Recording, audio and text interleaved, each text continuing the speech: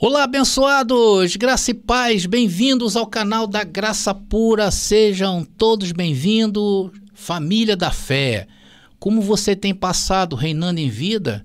Olha, hoje é o melhor dia das nossas vidas. Creia nisto que eu estou falando. Bom, então hoje nós vamos abordar um tema bastante sensível, né? Até uma pergunta, né? O que os apóstolos ou os discípulos têm a mostrar sobre a segunda vinda de Jesus? E aí, será que os discípulos têm alguma coisa a dizer? Porque foram eles mesmos que ali no capítulo 24, quando Jesus anuncia que o templo seria derrubado, logo surge a pulguinha atrás da orelha desses homens. Ué, se o templo for derrubado, significa que a nação acabará, a terra acabará. Então, no versículo 3, eles perguntam: Senhor, quais sinais seriam os da sua vinda? E esses mesmos apóstolos foram comissionados por Jesus para levar o seu evangelho à Judéia naquela época. Após a crucificação, a morte e a ascensão de Jesus aos céus, eles foram os responsáveis por repetidamente alertar o mundo sobre o quê? O final dos tempos, sobre a parúzia de Cristo. E hoje vamos abordar um dos vários, porque tem vários aspectos relacionados a esse assunto, mas veremos uma passagem em que Jesus instrui os apóstolos a passarem por todas as cidades de Israel antes da vinda do Filho do Homem. Irmãos, nenhuma outra passagem dentro das Escrituras sobre a vinda de Jesus foi tão específica e clara em termos de pessoas, lugares, tempo e circunstâncias, como essa previsão do nosso Senhor. Mas antes de nós entrarmos neste assunto, batermos este papo, eu queria te convidar para se inscrever em nosso canal. Principalmente se esse canal tem dado para você argumentos para que você pense, para que você busque. Irmãos, a ideia não é que você feche 100% o entendimento conosco, não. A ideia é te dar temas, é te fazer você buscar na palavra e que você desenvolva uma crítica ao ler a palavra e ao olhar para essas instituições aí que se deu o nome de cristã, que você sabe que tem em todo lugar do mundo. Então a ideia é que você torne-se um crítico daquilo que você hoje se estabeleceu, se for o teu caso, do sistema religioso. Se inscreva hoje mesmo para não nos perder de vista, deixe o seu like, comentem, façam comentários inteligentes, que eu vejo, tem comentários aí inteligentes, pessoas que expõem o seu lado, né? Então não adianta vir botar assim, esse cara é um herege, isso aí não vale, abençoado. Pelo menos os inscritos nesse canal são pessoas inteligentes, tá? Então não faça isso. Então eu pedi que você comente e também que você compartilhe nas redes sociais que vocês pertencem, tá bom? Bom, meus queridos, vocês sabem que nós temos o nosso livro e falar desse livro é muito bom, A Doutrina do Inferno. Por quê? Porque ele está dentro desse contexto dos ensinos que essa igreja, o cristianismo tradicional, tem colocado ao mundo como verdades bíblicas. Lá eles afirmam que o inferno serão o lugar, ou é o lugar, onde serão jogados as pessoas que não frequentam lá, né, as denominações. Então, se estiver fora da denominação, é inferno. Pode ser pessoa boa, pessoa má, não importa. Tem que estar lá dentro. Lá dentro é que é o local de salvação. Vai vendo, hein? Então, abençoado, nós abordamos um dos ensinos deles, que é o inferno, onde sai da Bíblia de um jeito e carrega-se 2000 anos, chega de outro jeito. Você vai entender isto, tá bom? Então, se você quiser aí algo também para você buscar, algo que te contextualize, eu te insto aí a adquirir o nosso livro. E também tem as nossas apostilas, tá? Se você se interessar pelos nossos assuntos, como este que nós vamos trazer agora, sobre a vinda de Jesus, nós temos apostilas que falam somente sobre a vinda de Jesus. Temos apostilas, por exemplo, que falam somente sobre o diabo. Você sabia também que o diabo é uma palavra que sai da Bíblia de um jeito e chegou nos dias de hoje transformado em um ser, né, que combate as pessoas para... Esse ser, ele está somente dentro das igrejas para tirar aquelas pessoas dentro das igrejas, né? Como essas pessoas dentro da igreja hoje, dentro desses locais, são sumidades, né? Essa é a realidade. E você vai ver que não é bem assim que a coisa funciona. Então, se você quiser saber um pouco mais sobre os nossos assuntos, tem também as nossas apostilas de assunto, tá? E lembrando a vocês que hoje já que estamos falando numa sexta-feira, tá? Se você estiver vendo isso em outro dia, mas originalmente são na sexta-feira. Daqui a pouco, às 20 horas, nós vamos estar lá no nosso canal, no TikTok. Tá aí a nossa live hoje às 20 horas, onde nós vamos continuar batendo esse papo aqui, gostoso, como vocês sabem que é. Então, se você não nos segue no TikTok, nos siga, não somente no TikTok, no Kuai também, estamos lá no Kuai, também no Instagram, também no Facebook e lá no WhatsApp, que é a Família da Fé. Tá bom, meus irmãos? Então podemos ir para a palavra revelada, é por isso que eu falo, vem para a graça que eu, deixa eu aumentar aqui, que eu te explico.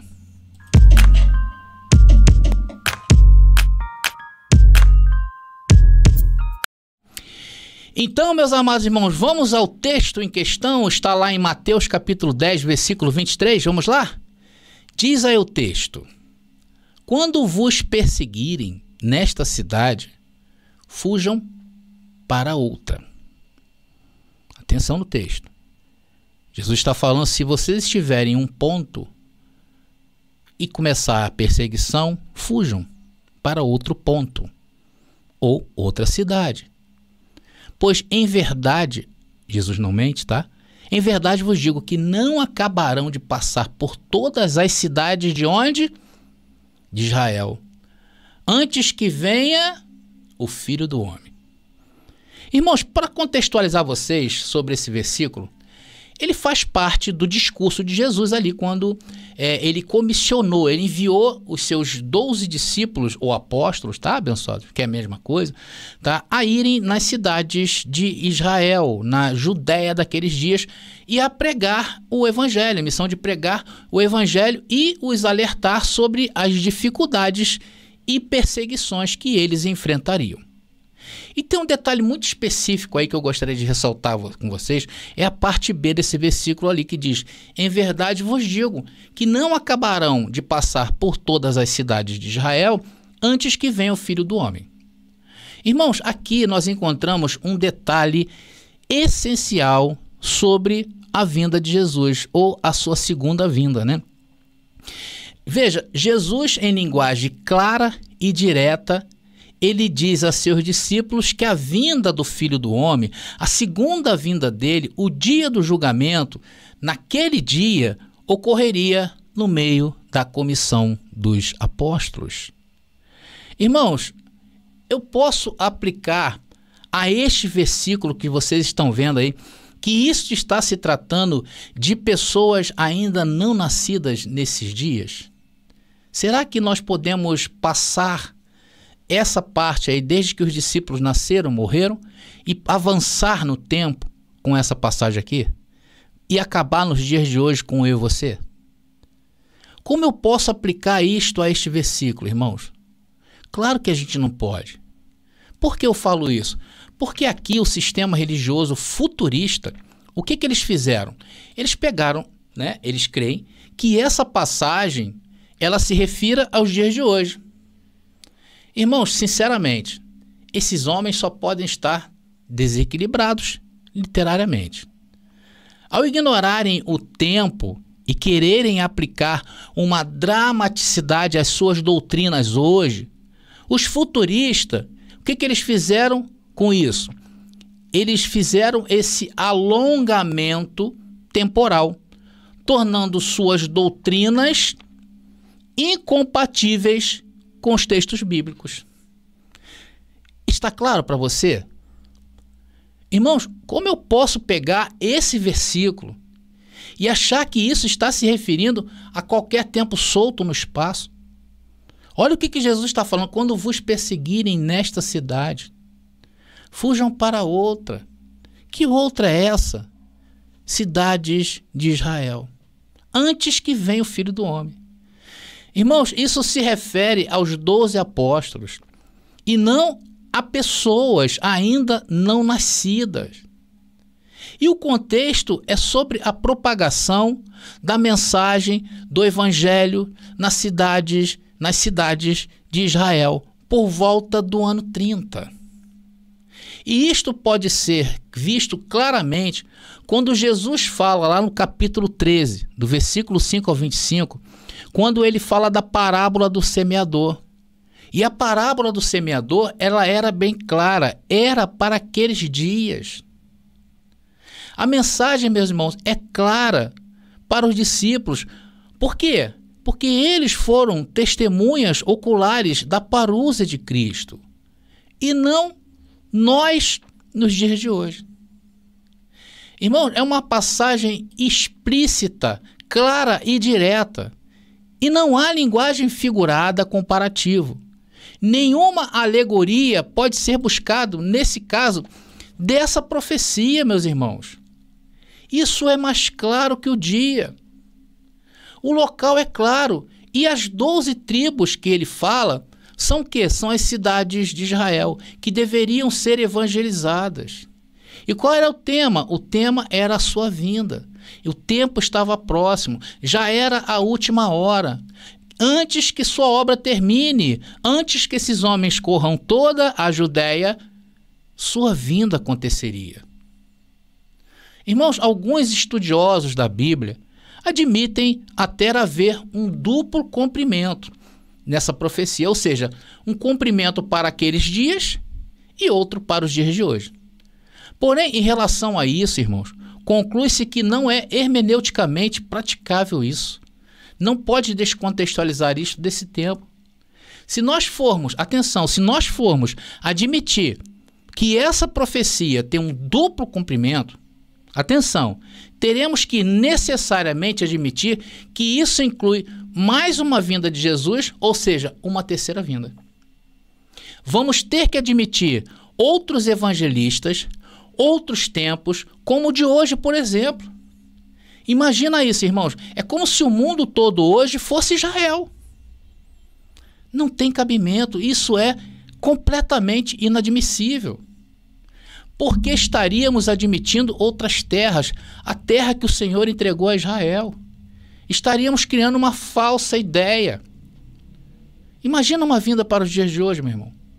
Depois de mais de 18 séculos, muito mais, quase 21 séculos. E isso acontecendo em um futuro, porque não aconteceu ainda. Um futuro jogado no ar, indeterminado e remoto. Então, a contrapartida a esse tipo de entendimento que é duplo, eu destaco para vocês aqui algumas perguntas. Está aqui, olha. Está aqui. Se nós formos admitir um duplo cumprimento dessa profecia, o que vai significar? O que as escrituras não podem significar? Que o significado gramatical das palavras não é mais suficiente para a sua interpretação. Ou seja, teríamos que admitir outros textos fora da Bíblia. Se nós formos botar duplo cumprimento, como a extensão de Israel para o mundo. Isso não está na Bíblia. Isso não é Bíblia. Só que se nós formos admitir que existe um duplo cumprimento, teremos que admitir o significado aí que está falando. Depois, segundo, que a Escritura é um enigma a ser adivinhado. Um oráculo pronunciando respostas ambíguas de duplo sentido. Nada vai fazer mais sentido, irmão. Se nós formos por este viés, nada nas Escrituras fará mais sentido. E ninguém pode ter certeza sem revelação especial de que compreende o que lê. Uma total descaracterização bíblica é isso que está sugerindo as interpretações do sistema religioso. Vejam a confusão. Isso, irmãos, isso é uma loucura total. Mas é isso que o sistema religioso fez com as Escrituras. Fez com que o mundo desacreditasse na própria Escritura e confiasse mais aonde? Nas instituições do sistema.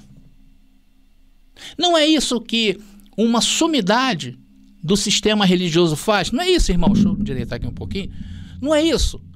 Basta uma sumidade desta aí dizer que nós não entendemos nada. Ah, esse povo aí não entende nada. Pronto. Vai estar na cabeça do religioso, que a nossa interpretação não vale. Por quê? Porque a palavra de uma sumidade desta é mais valorosa, é mais valiosa do que as Escrituras. Ou que as Escrituras só têm valor quando interpretada por eles. Por isso que eles criaram duplo sentido. Por isso que eles fizeram essa ambiguidade em relação à vinda de Jesus. Tanto que Mateus capítulo 24, se você pegar, está todo fragmentado. E as pessoas não questionam aquelas letrinhas que vem o título, né? Eles falam que é o subtítulo. Elas não questionam isto. Por quê? Porque aquilo ali recortado te tira totalmente de jogada. É esse o jogo sujo do sistema religioso. E hoje está escancarado para nós vermos, sim ou não? Mas vamos voltar aqui ao tema. Então, como foi analisado o sentido do tempo temporal dessa previsão, irmãos, de Mateus capítulo que nós estamos analisando, é consistente com a condenação dos religiosos judeus por seu pecado daquela geração. Como diz, né, lá no capítulo 23, no versículo 36, em que Jesus fala do tempo do cumprimento. Olha aí. Eu lhes digo a verdade. Esse julgamento cairá sobre a geração presente. Irmãos, tem alguma coisa aí que você não conseguiu entender nesse versículo? Tem? Está tudo, irmão, veja como é que está tudo, como eu vou dizer assim, expressar, está tudo encapsulado com aqueles dias e não com estes. O que é apropriado ao texto? Pensar dentro da cultura judaica de geração que é 40 anos, ou de achar que isso estaria se tratando de um futuro indeterminado e incerto, irmãos? Fala para mim. É isso que fez o sistema religioso na sua mente. Ela tratou desse tema dentro da perspectiva humana, dentro de um duplo cumprimento, de um duplo sentido. Não, Jesus está falando, mas não está falando. Agora, esse texto é uma expressão apropriada para um evento que ocorreria 40 anos depois, sem forçar textos, irmãos. Por que 40 anos? Porque 40 anos se caracterizou para o judeu antigo o tempo de uma geração, que foi o tempo que eles passaram no deserto, sendo purificados, para herdar essa terra. A terra prometida. Era essa terra que seria destruída, meu irmão. Não a terra dos dias de hoje. Pode-se objetar que no ano 70, conforme documentam várias fontes, eu já trouxe aqui, e muitos dos 12 discípulos já haviam morrido nesse tempo, cumprindo-se a profecia de Mateus capítulo 10, versículo 23. Irmãos, até a vida de João foi poupada. E Jesus falou sobre isso claramente. Vamos ver. Até nisto, né, irmãos? Até nisto, né? Jesus deixou isso bem claro. Olha ali. Jesus respondeu: se eu quiser que ele permaneça vivo até eu voltar, o que lhe importa? Quanto a você, siga-me. E teve também um outro discípulo também que ficou, que foi Tomé, né? Que ele atravessou o ano 70. Algumas fontes falam que ele foi martirizado ali no ano 72 depois de Cristo, né? Ali ao leste da parte onde hoje é a atual Índia. Então, a ênfase, o contexto da história são colocados na obra evangelizadora em Israel e não nos dias de hoje, o que torna isso um absurdo. Agora, na outra parte, eu vou trazer para vocês sobre esse assunto tão interessante. Nós vamos abordar essa mensagem da profecia de Mateus capítulo 10, versículo 23, voltada para os discípulos, tá? Tá legal, abençoado? Deixa eu voltar de novo aqui, a nossa profecia principal, que é Mateus capítulo 10, versículo 23, em que nós abordamos. Então, nesta parte, nós abordamos, nós abordamos sobre o aspecto dentro de Jerusalém, né, dentro de Israel. Agora, na outra parte, eu vou abordar essa mesma profecia voltada para a vida dos discípulos. E vocês vão ver que existe muito mais coerência para nós fecharmos esse assunto, tá bom? E assim estaremos completando essa ideia. Por isso que eu resolvi fazer em duas partes, fazer um tema assim bem pequeno para que a gente entenda bem. Então não perca, para fecharmos esse raciocínio, porque realmente esse versículo, irmãos, não nos deixa outra ideia senão o que se cumpriram naqueles dias. Tá legal? Então, André, o que nós vimos hoje sobre essa profecia de Mateus capítulo 10, versículo 23? Eu vou deixar aí para que você reflita sobre ela. Olha, eu argumentei que o versículo de Mateus capítulo 10, versículo 23, se referia especificamente aos 12 apóstolos e à sua missão de evangelização nas cidades de Israel naquela época. Mostrei que não existe como aplicar esse verso a pessoas que viveriam posteriormente como nós nos dias atuais. Critiquei a interpretação futurista que estendia o cumprimento dessa profecia para os tempos presentes, considerando-a desequilibrada e incompatível com os textos bíblicos. Afirmei que o texto histórico e a ênfase desse versículo estavam relacionados aos trabalhos dos apóstolos na disseminação do evangelho em Israel naqueles dias e não a um futuro distante e incerto. E o ponto crucial dessa mensagem foi quando eu mostrei que se formos pela ideia ilógica do sistema religioso, pois ao analisar um duplo cumprimento dessa profecia, de Mateus 10, 23, levariam a implicações problemáticas. Porque o sistema, irmãos, para dar um jeitinho, foram capazes de levantar essa tese ridícula. E isso ele fez em toda a Bíblia. Então, eu argumentei que se admitirmos um segundo cumprimento da profecia, teríamos que considerar uma terceira vinda de Jesus, admitir a existência de outros evangelistas e a ampliação do escopo da terra prometida a Israel para incluir todos no mundo atual. Eu enfatizei a confusão resultante de interpretações ambíguas e de duplo sentido e enigmáticas das Escrituras, criticando o sistema religioso por minar a confiança nas próprias Escrituras e promover a autoridade das instituições religiosas sobre ela. E eu, sinceramente, vejo essa abordagem como um jogo sujo que desvaloriza a validade de outras interpretações e coloca a palavra dos líderes religiosos acima da autoridade das Escrituras. E assim, abençoados queridos, estamos chegando ao fim de uma simples mensagem, mas de muita reflexão. Espero que vocês reflitam sobre esse assunto e pensem, né, se a tradição cristã ela realmente omite essa parte, né? Se ela omite essa parte, imaginem as outras partes. Eu fico por aqui, tá? Só lembrando aos irmãos que essa rica mensagem e todos os versículos e argumentos estão em nossas apostilas. Confiram os temas, tá? No site que eu vou deixar aí na descrição deste vídeo, tá legal? Lembrando que agora, conforme eu falei, essa mensagem está aí numa sexta-feira e é o dia que nós temos a nossa live lá no TikTok. Se você quer conversar um pouco mais comigo sobre essa mensagem, está ali disponível lá, junto com a família da fé, com outros temas também que a gente vai bater, chamado de Papo no Reino, tá legal? Então, queridos, mais uma vez, obrigado a todos vocês que nos assistiram, a todos que estão conosco, tá? Muito obrigado a todos vocês, graça e paz, e até a nossa próxima mensagem. Já está disponível o livro As Doutrinas do Inferno e Suas Manipulações Dentro das Igrejas. Adquira hoje mesmo.